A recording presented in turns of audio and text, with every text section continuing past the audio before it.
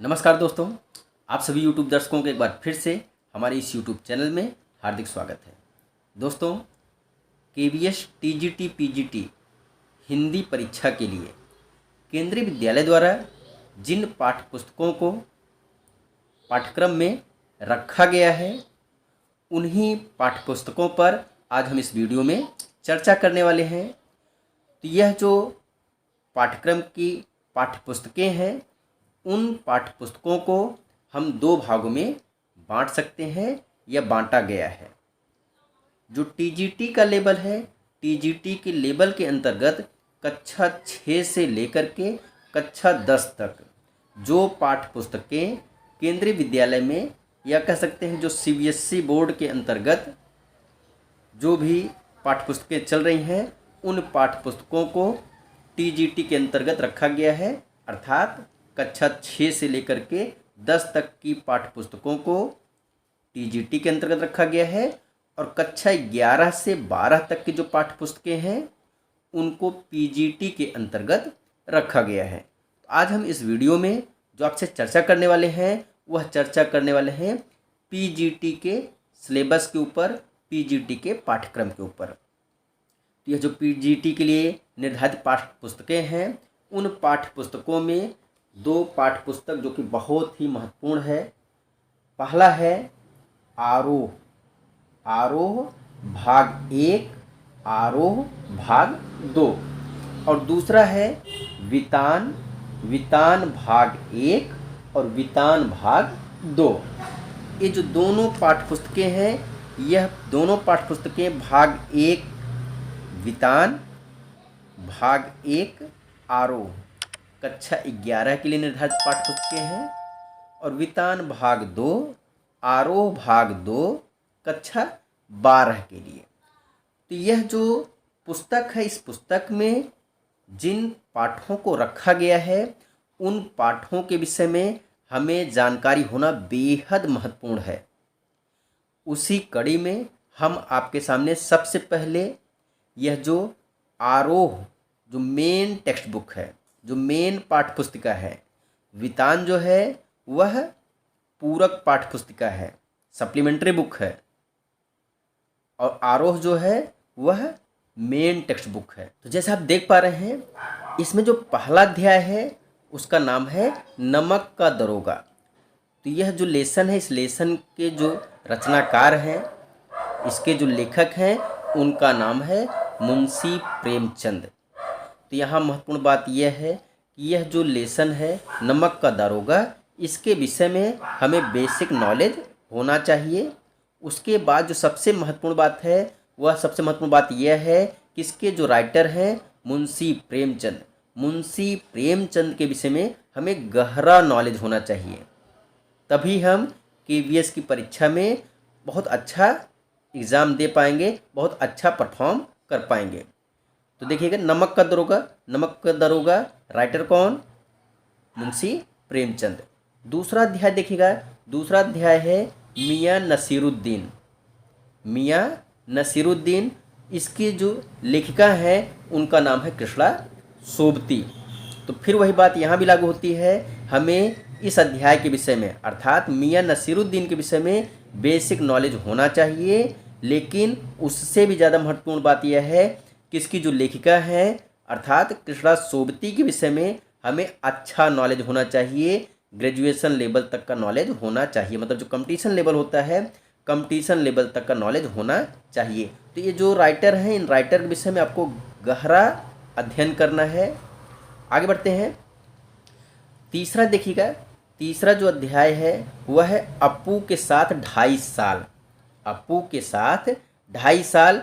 इसके जो रचनाकार हैं उनका नाम है सत्यजीत राय। तो सेम वही अपू के साथ 2.5 साल की जो कहानी है, उसके विषय में हमें बेसिक नॉलेज होना चाहिए।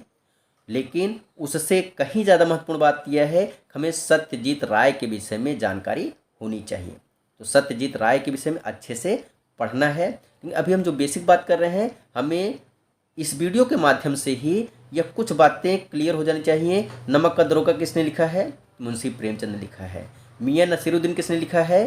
तो कृष्णा सोबती ने लिखा है। अपू के साथ 2.5 साल किसने लिखा है? तो सत्यजीत राय ने लिखा है। अभी इस वीडियो के माध्यम से ही यह कुछ बेसिक बातें हमें क्लियर कर लेनी चाहिए अगर हम रियल में डेडिकेटेड हैं केंद्रीय विद्यालय में शिक्षक बनने के लिए। तो आगे बढ़ते हैं, आगे देखिएगा। अगला है विदाई संभाषण। विदाई संभाषण, यह जो रचना है, यह रचना भी बहुत ही महत्वपूर्ण है। इसके जो रचनाकार हैं बाल मुकुंद गुप्त। तो हमें बाल मुकुंद गुप्त के विषय में गहरा नॉलेज होना चाहिए, अच्छे से उनके विषय में पढ़ना है। आगे बढ़ते हैं, अगला है गलता लोहा। तो यह जो अध्याय है इसके जो रचनाकार हैं उनका नाम है शेखर जोशी। तो हमें बाल मुकुंद गुप्त के विषय में अच्छे से पढ़ना है, हमें शेखर जोशी के विषय में अच्छे से पढ़ना है। आगे बढ़ते हैं, अगला है स्पीत में बारिश। स्पीत में बारिश, इसके जो रचनाकार हैं उनका नाम है कृष्णनाथ। तो हमें कृष्णनाथ के विषय में भी अच्छे से पढ़ना है। अगला देखिएगा, महत्वपूर्ण है रजनी। रजनी के जो रचनाकार हैं, बहुत फेमस लेखिका हैं मन्नू भंडारी। तो मन्नू भंडारी को भी हमें बहुत अच्छे से पढ़ना है। और फिर वही चीज़ है, इस वीडियो का जो इम्पोर्टेंस है, हमें विदाई संभाषण किसने लिखा है? तो बाल मुकुंद गुप्त पता होना चाहिए इस वीडियो के माध्यम से ही। दूसरा, गलता लोहा किसने लिखा है? तो शेखर जोशी। ये हमें इसी वीडियो के माध्यम से अभी तैयार हो जाना चाहिए। ऐसे ही स्पीत में बारिश, यह किसने लिखा है? तो कृष्णनाथ ने लिखा है। यह हमें इस वीडियो के माध्यम से ही क्लियर हो जाना चाहिए, तैयार हो जाना चाहिए। अगला है रजनी। तो रजनी किसने लिखा है? मन्नू भंडारी ने लिखा है। आगे बढ़ते हैं, अगली रचना देखिएगा। अगली रचना है जामुन का पेड़। तो जामुन का पेड़ किसने लिखा है? तो इसके जो रचनाकार हैं उनका नाम है कृष्णचंद्र। तो जामुन का पेड़ की जो कहानी है, कहानी के विषय में नॉलेज होना चाहिए। उसके बाद इसके जो रचनाकार हैं कृष्णचंद्र, इनके विषय में हमें नॉलेज होना चाहिए और अच्छा नॉलेज होना चाहिए। अगर हमें केबीएस की केबीएस का जो पीजीटी एग्जाम है उसे बीट करना है तो हमें इसके विषय में अच्छे से पढ़ना पड़ेगा, अच्छे से जानना पड़ेगा। आगे बढ़ते हैं, अगला है भारत माता। तो भारत माता, इसके जो रचनाकार हैं उनका नाम है जवाहरलाल नेहरू। और इसमें जो कक्षा 11 में जो अंतिम अध्याय है, अंतिम जो पाठ है गद्यांश के अंतर्गत, वह है आत्मा का ताप। इसको जो लिखने वाले हैं उनका नाम है सैयद हैदर रजा। तो आत्मा का ताप, सैयद हैदर रजा। तो एक बार जितने भी यहाँ पे पाठ हैं उन पाठों के जो रचनाकार हैं उनके विषय में हमें बेसिकली पता होना चाहिए। उसके बाद उनके विषय में डीप में नॉलेज होना चाहिए। अब देखिए, इसके साथ साथ हम अब चलते हैं काव्य खंड में। तो इसका जो काव्य खंड है, स्टार्टिंग का जो काव्य खंड है आसान है। कबीरदास के यहाँ पे 2 पद रखे गए हैं, हम तो एक एक कर जाना और संतो देखत जग बौराना। तो यह 2। उसके बाद बात करेंगे मीरा की। मीरा भी कक्षा 11 की पाठ्य पुस्तिका में है। तो मेरे तो गिरधर गोपाल दूसरों न कोय, और दूसरा है पग घुंघरू बांध मीरा नाची थी। तो ये तो अभी 2 की बात हो गई।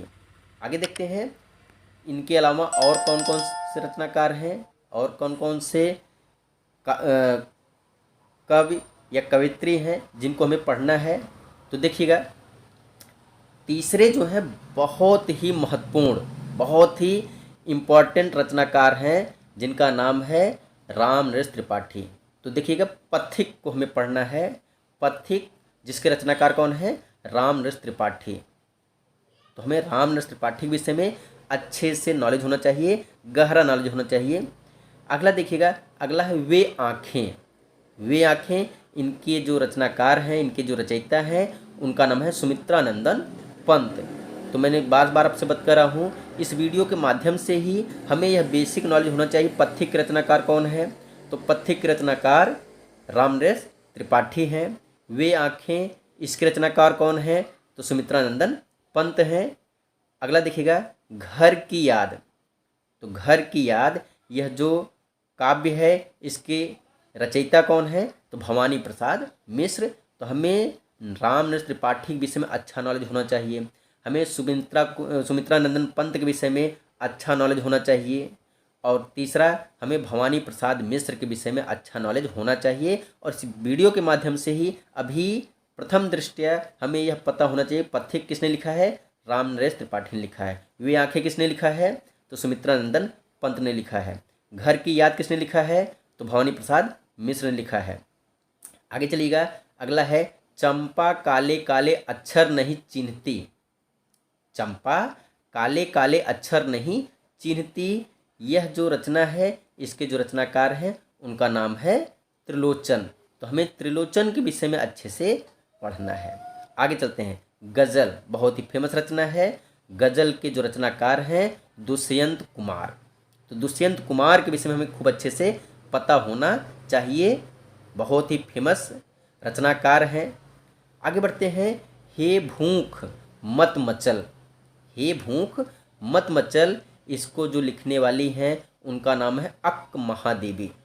इसके साथ साथ इनकी एक कविता और है, हे मेरे जूही के फूल जैसे ईश्वर।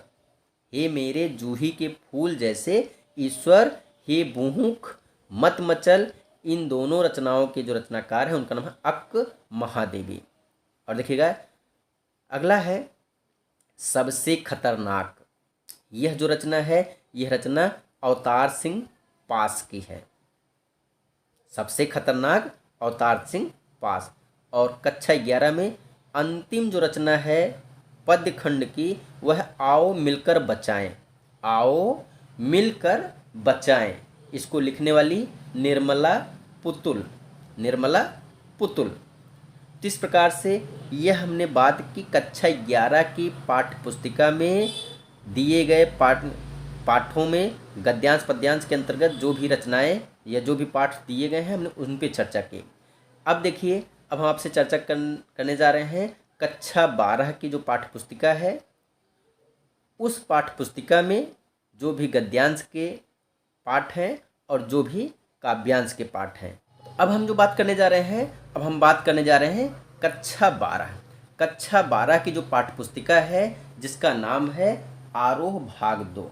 तो आरोह भाग 2 में जिन रचनाकारों को रखा गया है, जिन पाठों को रखा गया है, हम उन पे चर्चा करने जा रहे हैं। जैसा आप देख पा रहे हैं यहाँ पे सबसे पहले हम काव्य खंड की बात करते हैं। काव्य खंड के अंतर्गत हरिवंश राय बच्चन की 2 कविताएं हैं। उन 2 कविताओं को हमें पढ़ना है, जिसमें एक है आत्म परिचय और दूसरा है एक गीत। तो इन 2 कविताओं के विषय में हमें बेसिक नॉलेज होना चाहिए। उसके साथ सबसे महत्वपूर्ण बात है कि हमें हरिवंश राय बच्चन जी के विषय में गहरा नॉलेज होना चाहिए, अच्छा नॉलेज होना चाहिए। दूसरा लेसन देखिएगा, दूसरा लेसन है पतंग, जिसके रचनाकार हैं आलोक धनवा। तो पतंग के रचनाकार आलोक धनवा। तो हमें आलोक धनवा के विषय में अच्छे से पता होना चाहिए। हमें आलोक धनवा को अच्छे से रीड करना है, पढ़ना है। उसके साथ साथ हमें पतंग जो कविता है उसके विषय में पता होना चाहिए। आगे बढ़ते हैं, देखिएगा तीसरा अध्याय। इसमें जो तीसरा अध्याय है वह है कविता के बहाने और बात सीधी थी पर। तो यह दोनों जो कविताएं हैं इसको लिखा है कुंवर नारायण जी ने। तो कुंवर नारायण को हमें बहुत अच्छे से पढ़ना है और उनकी इन 2 रचनाओं के विषय में भी हमें अच्छा नॉलेज होना चाहिए, बेसिक नॉलेज होना चाहिए। तो कुंवर नारायण, कविता के बहाने और बात सीधी थी पर। आगे बढ़ते हैं, चौथा जो अध्याय है, चौथा अध्याय है कैमरे में बंद अपाहिज। कैमरे में बंद अपाहिज, इसके जो रचनाकार हैं रघुवीर सहाय। तो रघुवीर सहाय के विषय में हमें अच्छे से पढ़ना है और उसके साथ साथ उनकी इस रचना के विषय में हमें बेसिक नॉलेज होना चाहिए, कैमरे में बंद अपाहिज। आगे बढ़ते हैं, 5वां अध्याय देखते हैं। 5वां अध्याय है सहर्ष स्वीकारा है। सहर्ष स्वीकारा है, यह जो लेसन है इसके जो रचयिता हैं उनका नाम है गजानन माधव मुक्तिबोध। तो ध्यान देने वाली बात यह है कि हम जितने राइटर की बात कर रहे हैं इन राइटर को आप मेन रूप से पढ़ेंगे, इन राइटरों के विषय में आपको अच्छे से पढ़ना है। तो एक बार फिर देखिएगा, सहर्ष स्वीकारा है, इसके जो रचनाकार हैं गजानन माधव मुक्तिबोध। आगे बढ़ते हैं, छठा जो लेसन है, छठा लेसन देखिएगा, छठा लेसन उषा, जिसके रचनाकार शमशेर बहादुर सिंह हैं। तो हमें शमशेर बहादुर सिंह के विषय में अच्छे से रीड करना है और उनकी इस रचना के विषय में भी हमें पता होना चाहिए, उषा। आगे बढ़ते हैं, सातवां लेसन, सातवां जो अध्याय है बादल राग, बहुत ही फेमस है, पहले से हम इसके विषय में बहुत कुछ जानते हैं। बादल राग जिसके रचनाकार सूर्यकांत त्रिपाठी निराला जी हैं। इसी प्रकार से आगे बढ़ें तो अब देखिए, तुलसीदास की जो रचना है कवितावली, उत्तरकांड से संबंधित, तो हमें उसके विषय में पढ़ना है। उसके साथ साथ लक्ष्मण मूर्छा और राम का विलाप, लक्ष्मण मूर्छा और राम का विलाप, इस प्रसंग को भी हमें इस पुस्तक में पढ़ना है, जिसके रचनाकार तुलसीदास जी हैं। आगे बढ़ते हैं, नौवां गज़ल और रुबाइयाँ, गज़ल और रुबाइयाँ ये फिराक गोरखपुरी की हैं। गज़ल और रुबाइयाँ ये फिराक गोरखपुरी की हैं, तो हमें इनको भी क्या करना है, पढ़ना है। और अंतिम जो अध्याय है वह है उमा शंकर जोशी द्वारा रचित छोटा मेरा खेत बगुलों के पंख। तो बगुलों के पंख और छोटा मेरा खेत, ये दोनों रचनाएं उमा शंकर जोशी की हैं, तो इन्हें हमें अच्छे से पढ़ना है और उसके साथ साथ उमा शंकर जोशी के विषय में अच्छे से हमें नॉलेज होना चाहिए। तो यह पीजीटी का जो सिलेबस है, पीजीटी के सिलेबस के अंतर्गत जो दो प्रमुख पुस्तकें हैं, उन दो प्रमुख पुस्तकों के अंतर्गत जिन जिन अध्यायों को रखा गया है, जिनके ऊपर हम आगे वीडियो बना करके आपको देंगे, तो हमने उन पर चर्चा की है। तो आपको यह वीडियो कैसा लगा कमेंट बॉक्स में कमेंट करके ज़रूर बताइएगा। और अगर हमारे साथ आप जुड़े हैं और हमारे साथ आप KBS TGT PGT की तैयारी कर रहे हैं, तो प्लीज़ कमेंट करके बताइएगा ज़रूर। मिलेंगे अगले वीडियो में, तब तक के लिए आप सभी लोगों को बहुत बहुत